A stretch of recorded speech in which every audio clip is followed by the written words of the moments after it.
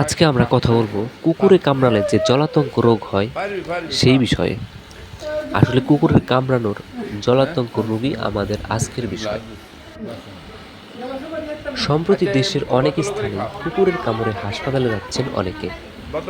আচমকা কুকুর আক্রমণ করে বসলে মানুষ আতঙ্কিত ও দিশেহারা হয়ে পড়ে। র্যাবিস বা জলাতঙ্কের কথা ভেবে ভীতু হওয়ার কারণ কুকুরের আঁচড় বা কামড়। তবে কেবল জলাতঙ্কই নয়, ধনুষ্টঙ্কার সহ বিভিন্ন ব্যাকটেরিয়াজনিত সংক্রামক রোগও কুকুরের আঁচড় বা কামড় থেকে ছড়াতে পারে। সময় মতো চিকিৎসা না নিলে জলাতঙ্ক প্রাণ সংশয়ের কারণও হতে পারে। সতর্কতার মাধ্যমে কুকুরের কামড় এড়ানো যেতে পারে, যেমন রাস্তায় চলার সময় কুকুরের গতিবিধি লক্ষ্য করুন। সব কুকুরই যে আপনাকে আক্রমণ করবে তা নয়। অনেকে মনে করেন সব কুকুরই আক্রমণ করে, অনেকে কুকুরকে ঢিল ছোড়েন বা লাঠি দিয়ে আঘাত করেন। এমনটা করা উচিত নয়। দেখা যায় এমনটা করলে বেয়ারিশ যেসব কুকুর, পাগলা কুকুর যেগুলো আছে সেগুলো আপনাকে এসে কামড় দেবে এবং আপনার জলাতঙ্ক রোগ হতে পারে।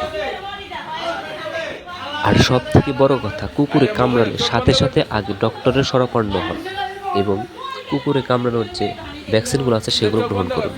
ধন্যবাদ।